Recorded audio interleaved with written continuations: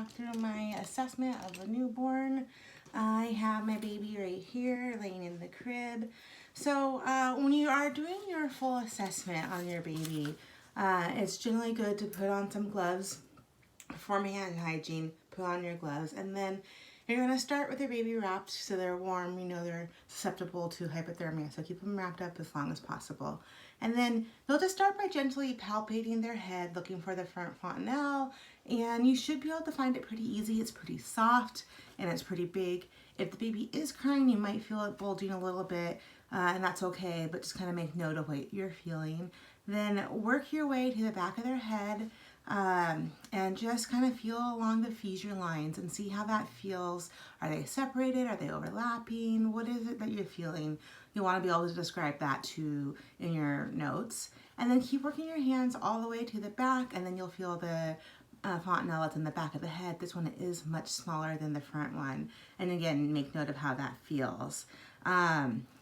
Once you've done that, you'll then take your hands down the side of their neck, and you'll just start to feel along their clavicle. And what you're looking for here is any fractures along this bone. This is a common area for injury during birth. And so you're looking, just take your 2 fingers and just walk them out. And you're feeling for any fractures. You also might feel little bubbles. That is crepitus. That's not a good sign. You want to get that marked down and documented in where it is that you're feeling, and if it's a lot of bubbles, little bubbles, things like that. At this point, I like to pick up my baby and look at their eyes. You know, their sweet brown eyes. So you're going to open their eyes and see how the sclera looks. Is it pink? Is it white? They generally should be pink. Do it on both sides and see that their eyes are, you know, opening, that they are kind of, they look like they might be tracking you a little bit, that kind of stuff. Once you've done that, you'll put the baby back down. You'll want to take a look at their ears. Their ears should, top of their ears should be in line with their eyes. They should be an appropriate size for the baby's head.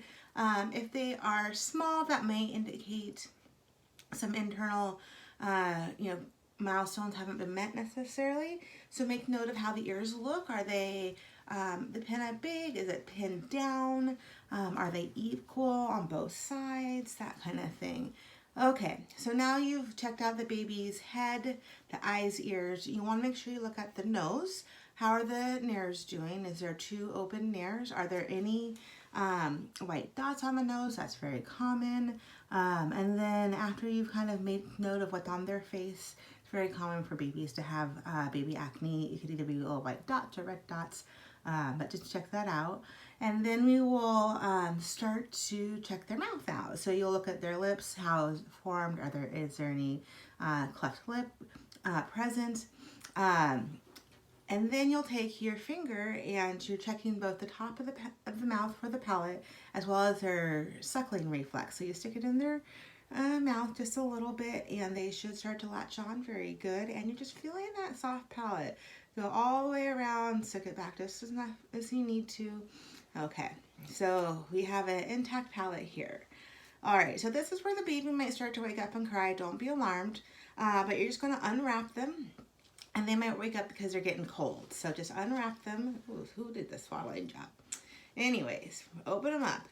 And we see our baby is here. So first things first, just check really quickly the color of your baby. Are they pink throughout, pretty uniform? Are their fingers pink? Check how many fingers they have. 1, 2, 3, 4, 5. They got 5 fingers, great. Okay, so then once I've looked at everything, I've noted that, you know, everything looks good. Remember, you always want to look first.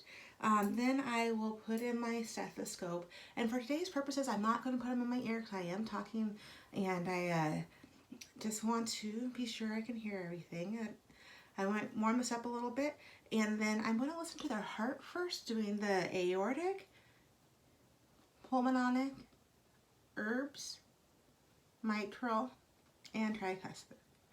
At herbs point, I did know they had S1, S2. Now I'm going to listen to their lungs.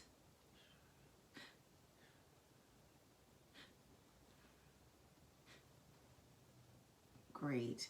And I'm also going to listen to their belly.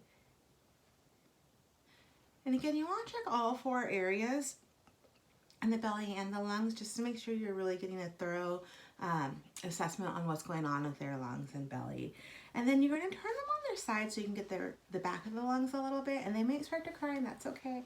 But just lift them a little bit and then listen. And if they're crying, that's actually good. It lets you hear any crackles at a better, higher sound. So that's nice. So once I've looked and now I've listened, now I want to feel everything. And a lot of people are afraid to feel deeply. They're afraid they're going to hurt their baby. But don't feel, really get in there and see if you can feel anything. Feel for the liver, feel back here, see how the kidney feels. You know, just kind of press through. Look at their umbilical. You're looking for no drainage. You want to make sure it looks good. Feel their belly, making sure you're not missing any areas. Okay, good.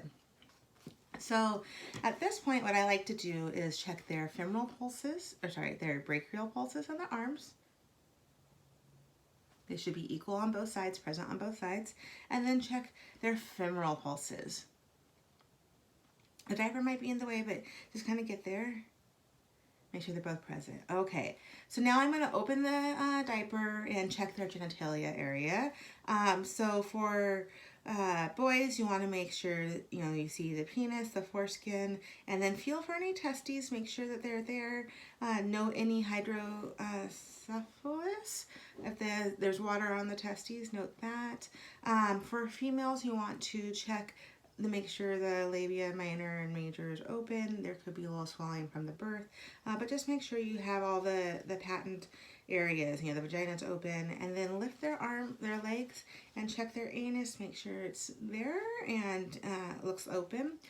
All right, so now we're going to put the diaper back on, and then we're going to check their toes, my favorite part. I love baby toes. They got 5 baby toes, again, 5 fingers. Okay, with the feet, and you want to check any of the creases they have going on in their feet, just to make sure it's what we're expecting. That if they're in too long, it might be more creases or kind of scaly looking, and if they, yes, just want to check that out. And then, so we have the diaper on, we're going to turn the baby over. Before we do that, we want to check to see their Babinski reflex. So how does the feet do? Oop, splay, yay.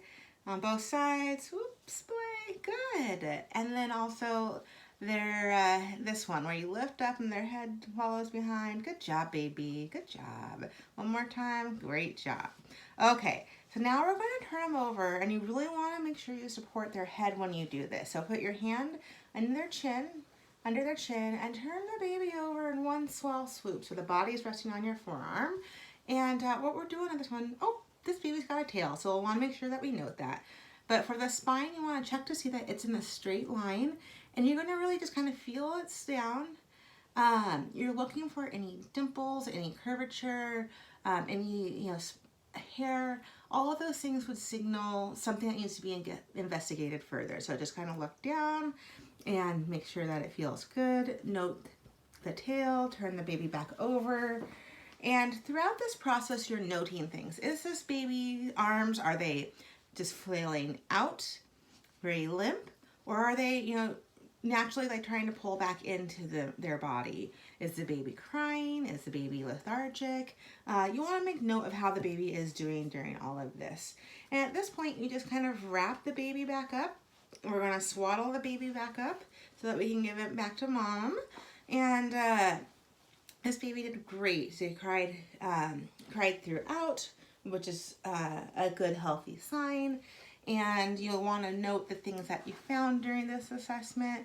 And none of it is necessarily cause for alarm just yet, but things that need to be further investigated. So at this point, I would hand the baby back to mom.